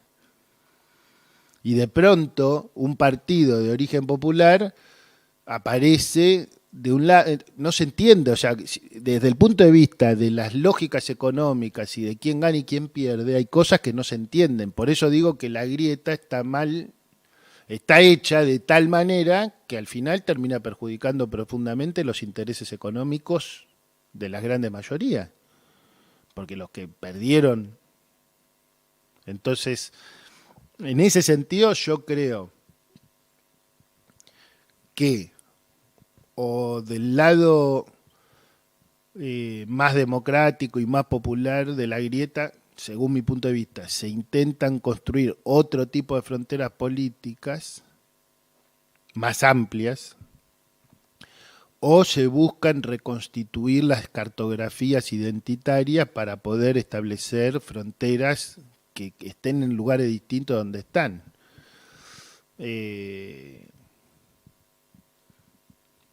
Eso es lo que pienso respecto. O sea, yo creo que hoy lo que está claro es que, bueno, hasta acá llegamos con la grieta. O sea, al que le gustaba y lo que no le gustaba en 2014, yo qué sé, era una discusión abstracta. A mi juicio, en 2015 dejó de ser abstracta esa discusión. Y hoy es categórico y evidente que la división tal como está formulada termina en una situación que puede ser trágica.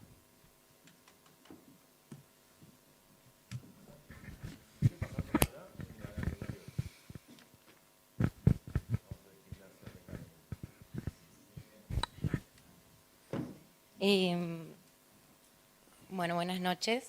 Yo quería saber si podrías tirarnos algunos centros con respecto a la cuestión de que, bueno, de si la lógica del capitalismo va llevando a una acumulación creciente y por lo tanto a una mayor desigualdad, ¿cómo es posible conciliar la democracia con el modo de producción capitalista?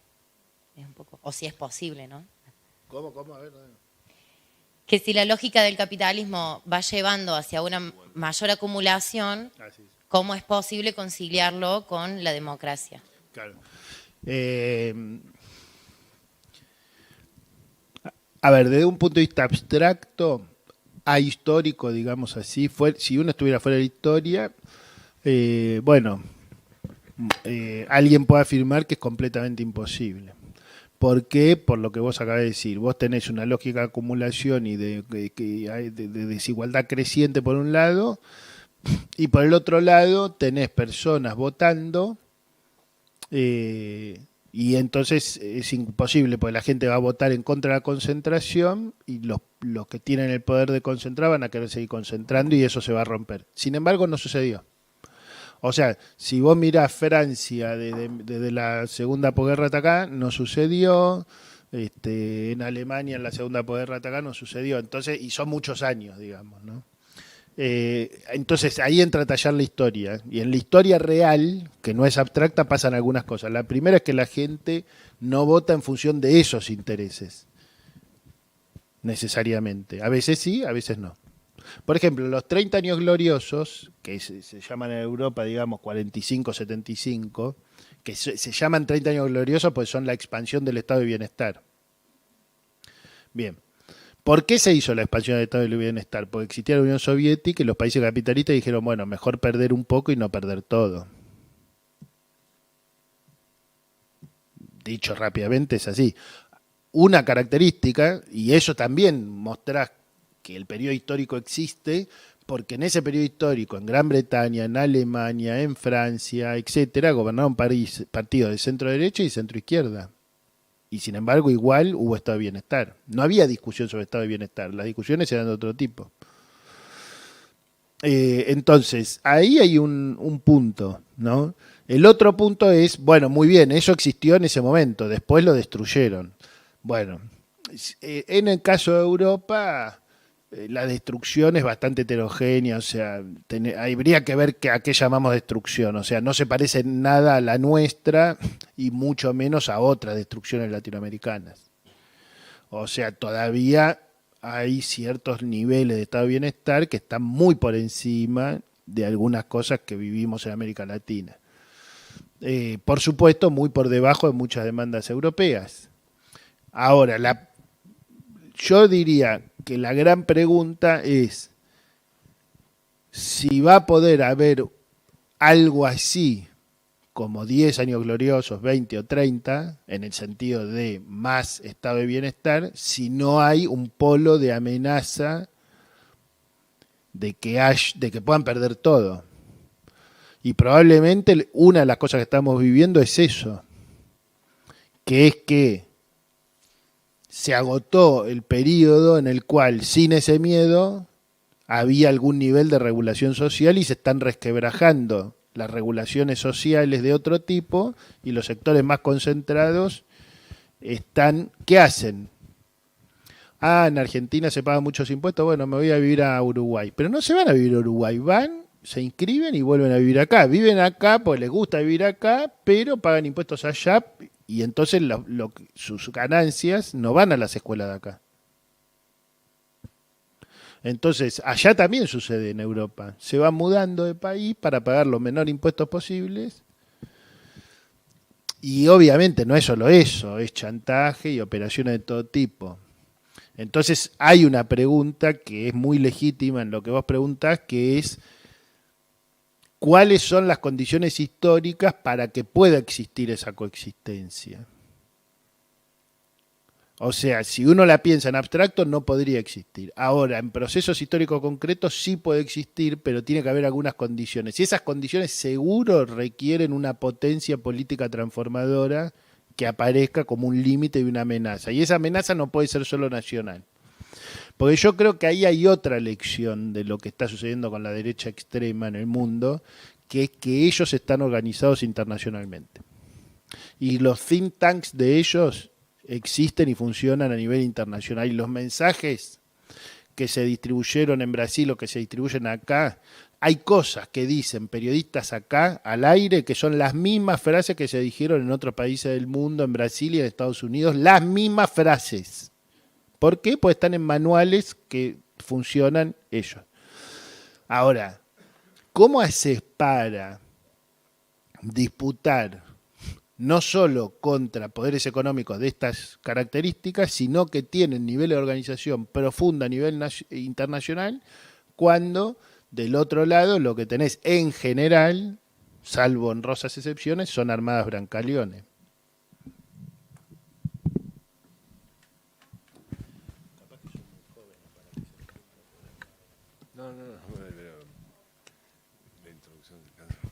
Ahí está, vale. Hola. Vos decías recién que Argentina tiene un caso, tiene las dos versiones de la derecha emergente, que sería la que está siguiendo a Milei, y hablabas de una radicalización de la derecha del PRO. ¿Qué has podido explorar en relación a las causas de esa radicalización? Si vamos a pensar, me están abuchando, en los términos de la derecha fascista que está surgiendo en Brasil como una derecha ideológica, o solo tiene que ver, porque bueno, yo pienso Bullrich, Cornejo, o solo tiene que ver con captar esa población desencantada como un emergente, pero que bueno, que no necesariamente vamos hacia esa derecha extrema legitimada, que se permite opinar públicamente como antes nunca lo hacía. O sea, si tiene un sustento mayor o es solo esta radicalización un fruto de este momento. Sí, es bien interesante tu pregunta. Por un lado, te voy a decir, están las dos hipótesis que vos planteas, ¿no? Hay elementos que abonan la peor hipótesis.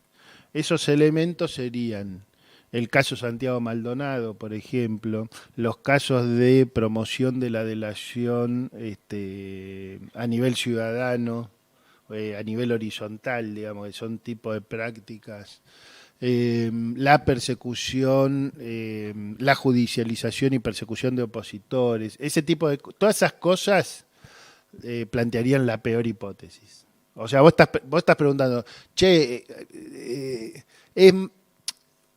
¿ellos son así o están tratando de captar unos votos? Digamos, bueno, es una pregunta muy importante y no tengo la respuesta. Porque la otra pregunta, los otros datos, en realidad no vienen de datos empíricos de la Argentina, sino de varios autores que trabajan el papel de las personalidades en los procesos históricos. O sea, por ejemplo,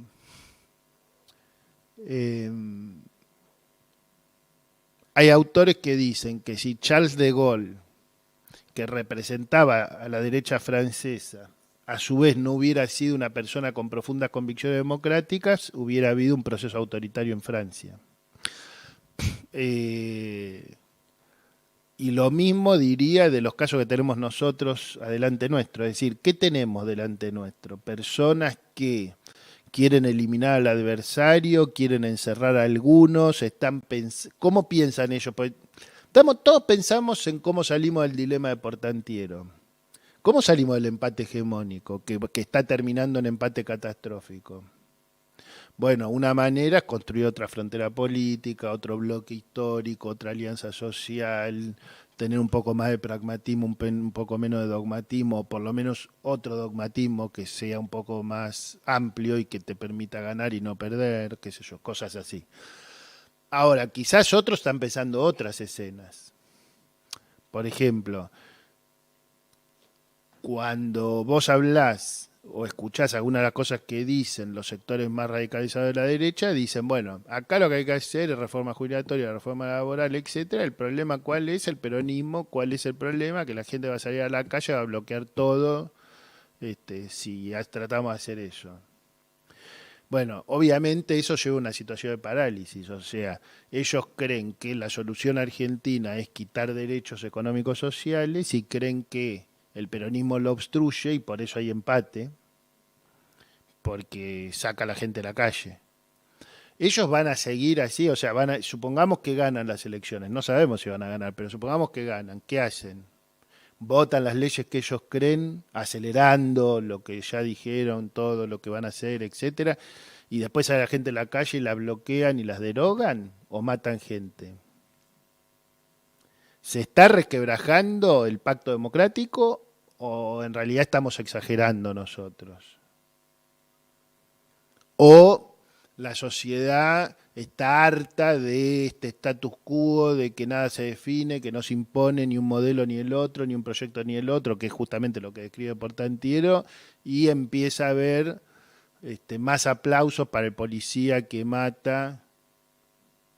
Bueno, creo que saben, ¿no? En un focus group en La Matanza le preguntaron a unos chicos qué opinaban de la justicia social y dijeron, nos parece bárbaro, yo quiero tener un arma y matar a cualquiera que me robe. Para ellos justicia social era justicia por mano propia. Entonces ahí ya estás en otro plano, que son los planos del cambio del sentido común.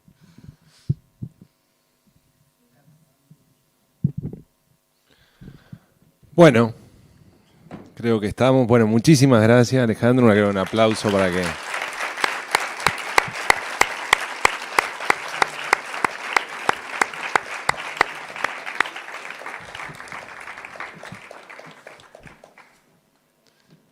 Bueno, vamos a hacer entrega, Alejandro, para que vamos a pararnos con esto.